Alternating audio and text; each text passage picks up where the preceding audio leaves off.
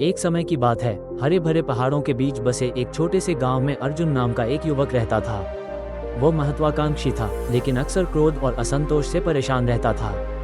वो हमेशा अपनी तुलना दूसरों से करता और सोचता कि जीवन उसके साथ अन्याय कर रहा है। एक दिन एक दोस्त से तीखी बहस के बाद अर्जुन क्रोधित होकर जंगल की ओर निकल पड़ा। भटकते भटकते वो एक विशाल बरगद के पेड़ के नीचे ध्यानमग्न एक वृद्ध सन्यासी के पास पहुंच गया। सन्यासी ने अपनी आंखें खोली और सौम्य मुस्कान के साथ कहा, वत्स, तुम परेशान लगते हो। अर्जुन अब भी क्रोध से भरा हुआ बोला, जीवन अन्यायपूर्ण है। लोग स्वार्थी और कपटी हैं।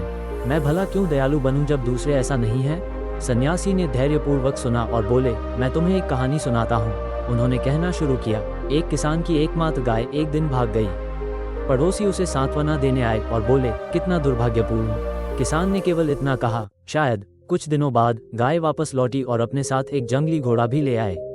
पड़ोसी खुश होकर बोले, क्या भाग्यशाली घटना है। किसान ने फिर कहा, शायद। जल्द ही किसान का बेटा घोड़े को काबू में करने की कोशिश करते हुए गिर गया और उसकी टांग टूट गई।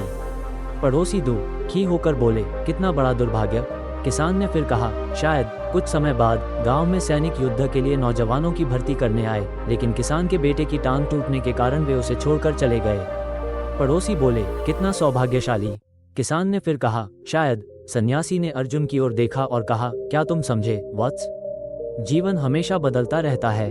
जो आज दुर्भाग्य लगता है वो कल सौभाग्य बन सकता है और इसके विपरीत। घटनाओं पर क्रोध या खुशी से चिपके रहने से केवल दुख मिलता है।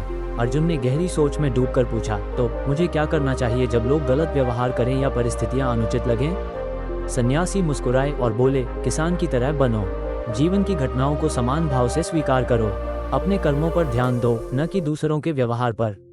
दया, धैर्य और समझ ही तुम्हारी सच्ची संपत्ति है, जिन्हें कोई तुमसे छीन नहीं सकता। अर्जुन के मन में शांति की लहर दौड़ गई। उसने विनम्रता से प्रणाम किया और समझदारी और धैर्य को अपनाने का वचन दिया। उस दिन से अर्जुन शांत मन से जीने लगा। बुद्ध के इन शिक्षाओं का पालन करते हुए, अनित्यता, सब कुछ बदलता है, सुख दुख स्थायी नहीं है। अनासक्ति, अपेक्षाओं और परिणामों को छोड़ दो। करुणा, दयालु बनो, भले ही दूसरे न हो। स्मरणशीलता, वर्तमान क्षण में जियो। इस प्रकार अर्जुन का जीवन बदल गया, क्योंकि उसने भीतर ही भीतर बुद्धि, करुणा और शांति को अपनाया।